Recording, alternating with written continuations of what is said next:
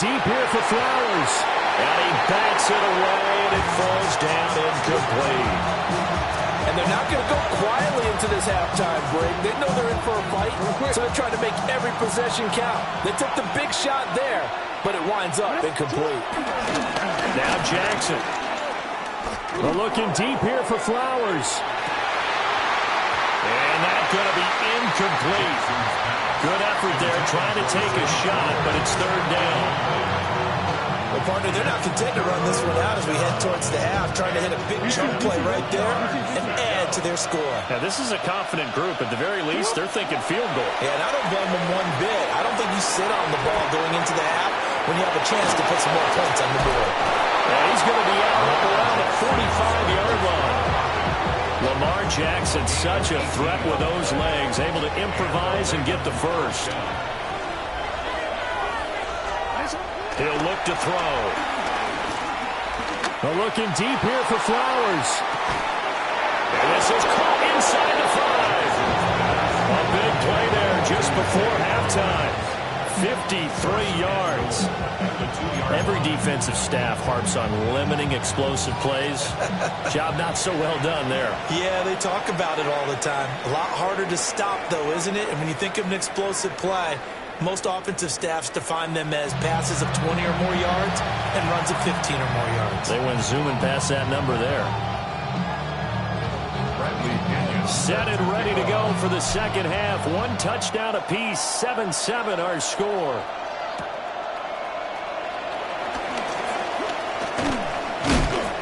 And a good return as he'll be stopped just shy of the 30-yard line.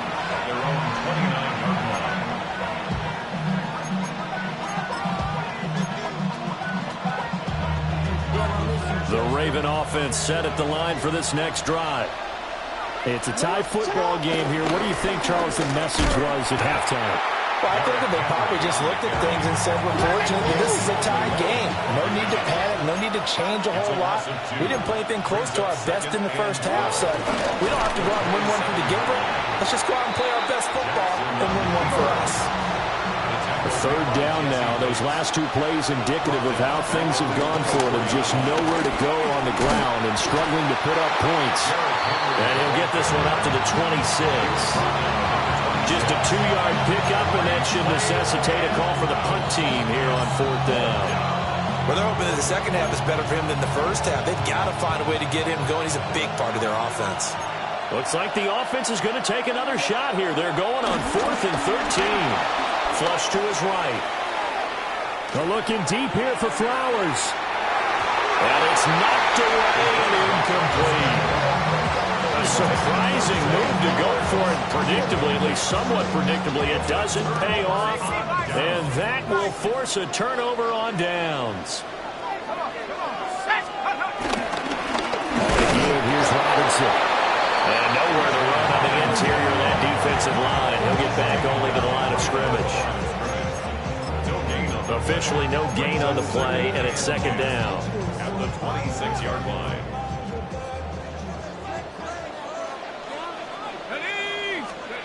And looking to throw, Penix.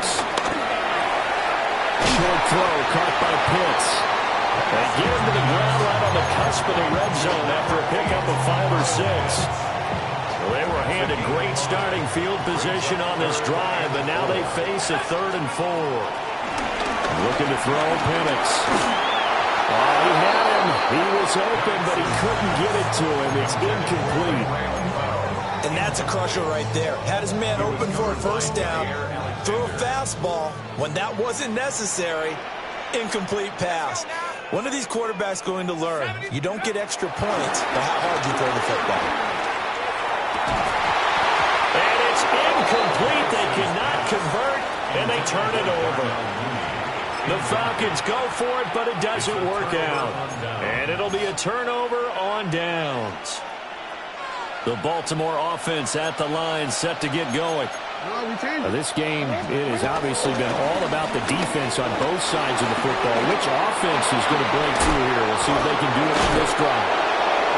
He's got this almost to the 40 before going out. The drive starting play, a good one. Give him 19. Veteran running back like him, we've seen a lot of those chunk carries in his career.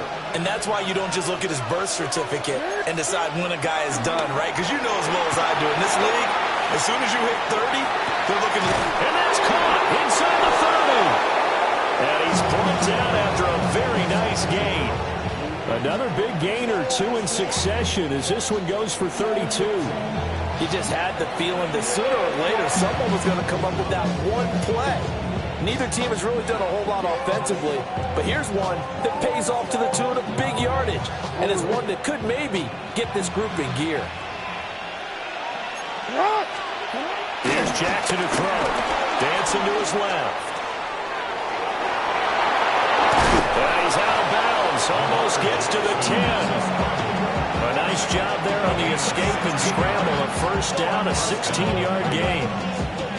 I think the last two plays really illustrate how difficult it is to game plan against this guy, because you know he can throw the football, but how about his use of legs as well? What we call those broken plays, you can't account for them. Yeah, those plays, those two that you just mentioned, a microcosm really of how he can hurt you. And he couldn't quite get there. Tackled down at the 1. A nifty bit of scrambling there. 12 yards, first down. First and goal at the 1-yard line. And he'll go backwards, losing yardage to the 5. So the scoring dried up here in the third. Nothing that quarter for either side. You are watching the NFL on EA Sports.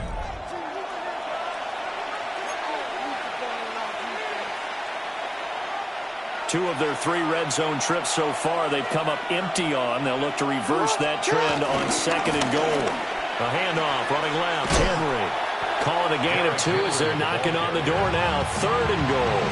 His path became similar to almost running a stretch play, didn't it? Trying to find a crease, anywhere to put his foot in the ground and cut back. It just never materialized. Henry again. And he will take it in for a Ravens touchdown.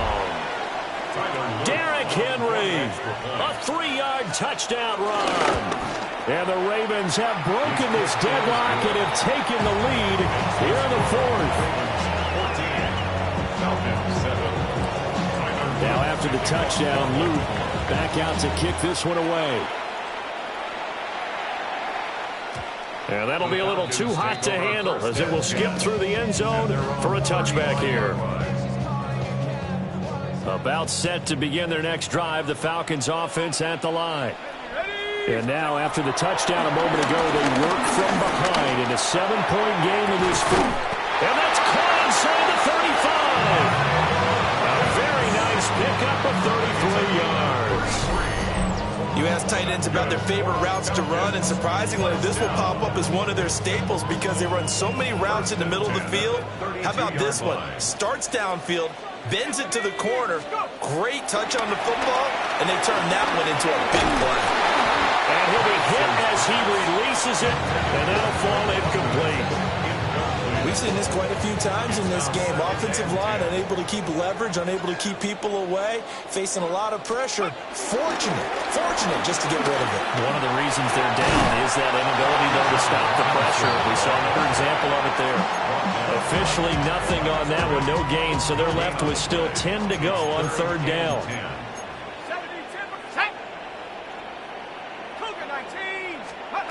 They'll throw with Penix, eluding the pressure right. He throws it on the move, but can't connect as that falls incomplete.